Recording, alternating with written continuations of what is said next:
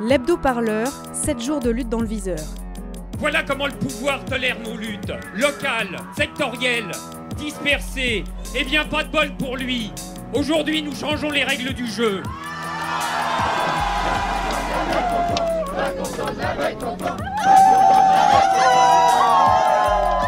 J'aimerais bien qu'on commence à me considérer en tant que tel.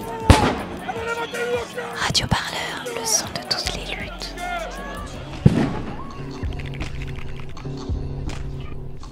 Cette semaine, dans l'hebdo-parleur, le travail pour ceux qui partent et pour ceux qui restent. Ce n'est déjà pas simple de trouver un travail quand vous vivez dans un quartier pauvre. Alors quand le seul employeur menace de fermer, ça met en colère. Cette phrase, elle pourrait convenir à n'importe quelle usine ou entreprise qui ferme, n'importe quelle multinationale qui met ses salariés sur la paille. Un ArcelorMittal, un Carrefour, un Peugeot Citroën. Et non, c'est un petit restaurant dont on parle. Un fast-food estampillé certes avec le logo d'une grosse marque, McDonald's, un petit McDonald's et ses 77 salariés en plein milieu des quartiers nord de Marseille, à Saint-Barthélemy. C'est pas le McDo en lui-même que l'on défend, c'est ce que le McDo apporte dans les quartiers nord. C'est surtout à savoir que c'est le seul lieu de rencontre et le seul point de vie que nous ayons dans les quartiers nord, parce que, mis à part le Carrefour que vous voyez en haut au Merlan, qui est à 2 pas d'ici, après Carrefour, on a McDonald's. Si on n'a plus McDonald's, on n'a plus rien. Il y a comme un parfum de révolte au nord de la cité phocéenne. Depuis juin, les salariés d'un McDonald's défendent leur emploi contre une fermeture à venir. Tous les habitants de la métropole ont eu écho de ce conflit entre la multinationale du fast-food et ses salariés qui refusent la vente de leur restaurant. Radio Parleur s'est rendu sur place, reportage dans les quartiers nord de Marseille, au cœur d'une lutte sociale. Je m'appelle M. Rodriguez-Tony, je suis représentant de section syndicale chez Sud Solidaire. Pour situer ce McDo, en gros, et je pèse mes mots, c'est une réalité, hein, vous êtes en plein cœur des quartiers nord. Donc du coup, vous avez tous les quartiers qui sont collés, et même là, à rien qu'à vue d'œil. Hein. Là, ici, en face, vous avez Fond Vert, à côté, c'est Piquant. Bienvenue Max Force Poisson. Maxi normal. Moi c'est Yacine. J'ai 19 ans. Ça fait 1 an et 5 mois que je suis au McDo de Saint-Barthélemy. Qu'est-ce que vous faisiez avant? Avant j'étais un jeune qui était pas très investi dans la société, on va dire. Pas comme maintenant. J'étais dans la rue. Je faisais des choses qui n'étaient pas très catholiques et légales. Et on m'a tendu la main un jour, au McDonald's de Saint-Barthélemy, un groupe m'a tendu la main, je suis rentré, j'ai su prendre la main qu'on m'a tendue. J'ai connu une famille, parce qu'on peut dire que c'est une famille maintenant avec toutes les grèves qu'on a fait, avec tout ce qu'on a fait ensemble. Et voilà, j'ai eu mon permis dans ce McDo, j'ai arrêté de fumer dans ce McDo, j'ai grandi toujours dans ce McDo, et pour voir, on va voir ce que ça peut nous rapporter plus tard. On a dans ces 6 restaurants des McDo qui commençaient à ressembler à une entreprise normale. Voilà, à une entreprise normale, il faut aller bosser comme pour tout le monde. C'est pas marrant de se lever le matin pour aller bosser, surtout quand le travail est dur. Mais ça commençait à ressembler à une entreprise normale. L'ancienneté moyenne dans ces 6 restaurants-là était de 5,7 années. Bon, pour une entreprise de la métallurgie, ça ne sera peut-être pas beaucoup, mais chez McDo, c'est énorme. Bon, voilà, on a un 13e mois pour tout le monde, ou pratiquement tout le monde. On a une prime trimestrielle, on a des institutions représentatives qui fonctionnent, on a des chefs compréhensifs avec les salariés. Ça recommence à ressembler à une entreprise normale.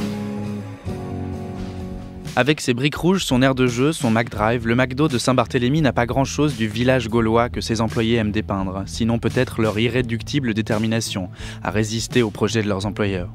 En juin 2018, 6 McDo sont à vendre, avec leurs Big Mac, leurs frites, leurs Coca et surtout leurs 370 salariés et leurs acquis sociaux gagnés au fil des ans. Sur ces 6 établissements, 5 sont repris par un certain Mohamed Abbassi, déjà propriétaire de 8 enseignes. Mais tout le monde n'a pas leur chance, car les 77 salariés de Saint-Barthélemy fermeront boutique pour devenir un restaurant asiatique halal. Pour McDo, l'ancien propriétaire et le racheteur, tout ceci n'est qu'un deal, une vente, rien de plus. Mais pour les salariés et leurs avocats, ce projet est un plan social maquillé, et le sort réservé au McDo de Saint-Barthélemy, une pure et simple liquidation déguisée. En septembre, la justice leur donne presque raison, puisque le tribunal de grande instance interdit la transformation du Saint-Barthélemy, mais laisse à Mohamed Abbassi la gestion des 5 autres restaurants. Tony, Kamel, Yacine, Sarah et leurs collègues poursuivent le combat à la recherche d'un repreneur qui maintiendrait leurs conditions de travail. Le maintien des conditions de travail, c'est un enjeu très important, surtout quand vous avez des collègues qui prennent la porte. Qui va faire le boulot une fois que vos collègues seront partis ? Un bon plan de sauvegarde de l'emploi, pour moi, c'est un plan qui pense à la fois à ceux qui partent et à ceux qui restent. Vous entendez Judith Krivine, avocate en droit du travail. Elle était notre invitée dans l'émission mensuelle de Radio Parleur mardi dernier, en direct s'il vous plaît, sur Radio Campus Paris.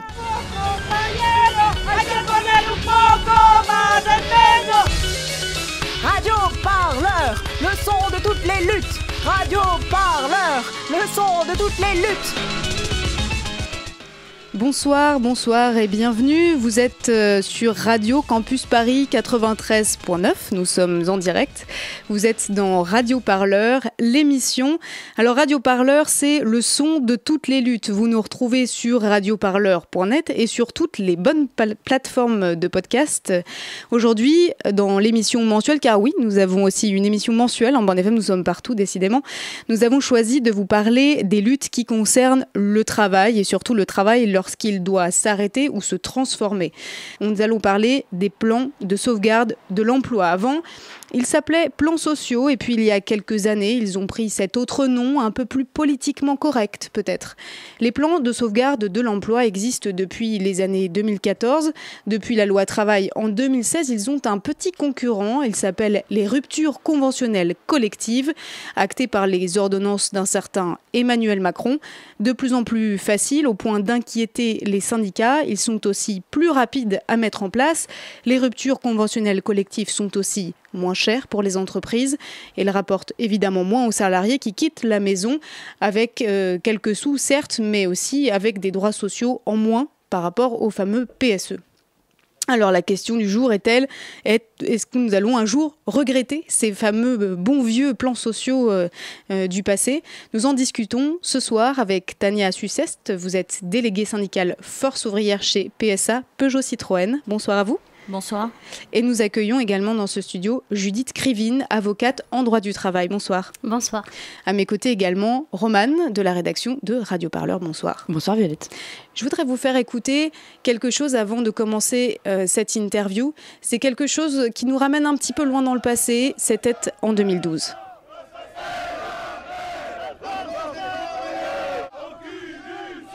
Aujourd'hui, Varin, il a piétiné sa promesse. Il a piétiné son engagement de faire tourner l'usine jusqu'en 2014. Et aujourd'hui, les actionnaires vont se goinfrer à hauteur de 350 millions d'euros. 350 millions d'euros pour une entreprise qui est au bord de la faillite. Il n'y a pas un petit problème là? C'est pas un scandale ça?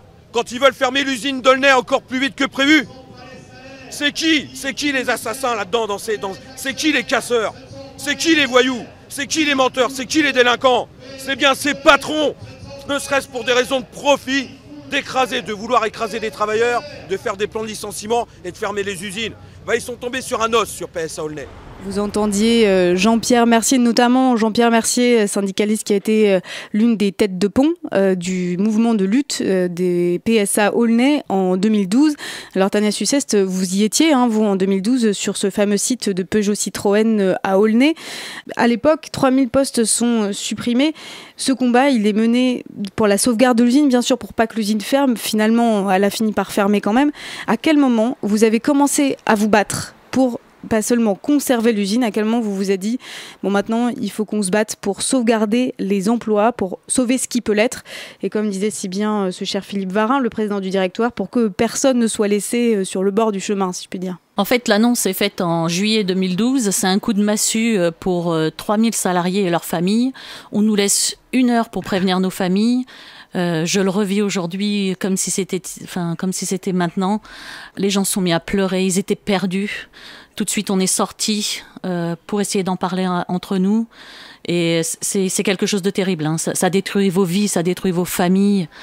Voilà, je le souhaite à personne. Et c'est terrible de vivre une chose pareille. Tendance à ne s'intéresser qu'à ça.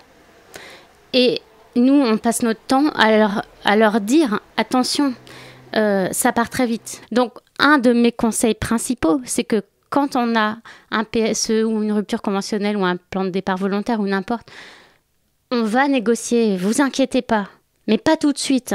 Quand on aura un interlocuteur digne de ce nom, parce que bien souvent on a des pantins qui peuvent même pas décider, on va négocier quand on aura toutes les informations et qu'on aura pu créer un rapport de force. Sinon on est à poil. On va aller négocier sans savoir, sans pouvoir. Et si l'employeur dit non, on dira « Ah bon, d'accord, merci, au revoir ». Attendez, les PSE, les plans de sauvegarde de l'emploi, c'est pour les bons vieux employés, les salariés avec des contrats de travail. Et les autres, ben oui, ceux qui travaillent sans contrat. Où est-ce qu'on est ? À République, juste à côté des 3 plus gros fast-food. Et on va essayer de trouver des livreurs qui voudront bien parler de leur situation. Lauriane Chollet a enquêté pendant 3 mois pour savoir ce qui se tramait derrière ces gros sacs à dos de livreurs de burgers, végé ou de salades quinoa saumon. Vous savez, lorsque l'on vous livre, la personne qui vous tend le sac ne ressemble pas vraiment à sa photo sur l'application. Et elle a trouvé un système bien rodé où de jeunes gens, souvent précaires, exploitent des personnes migrantes encore plus vulnérables qu'elles, sans même voir où elles mènent. Tout ça ? Depuis 11h. Depuis 11h ? Jusqu'à maintenant, là. 15 €.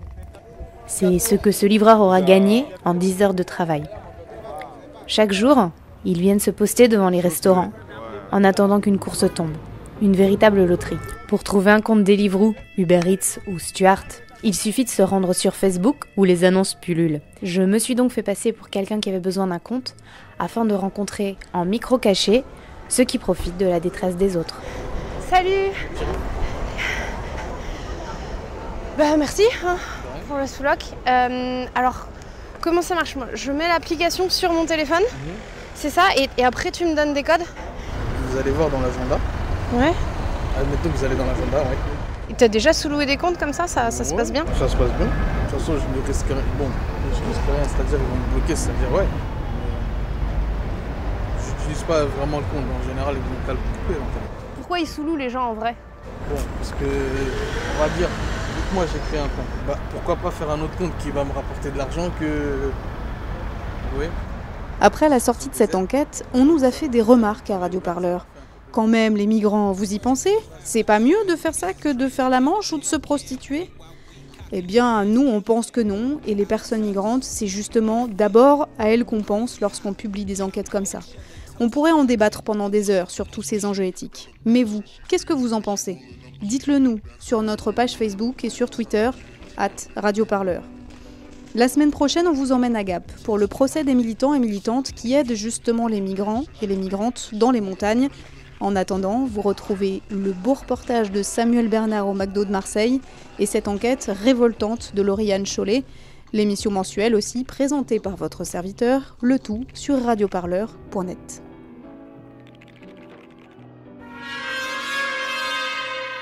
Radio Parleur. Radio Parleur. Le son de toutes les luttes. Sur radioparleur.net.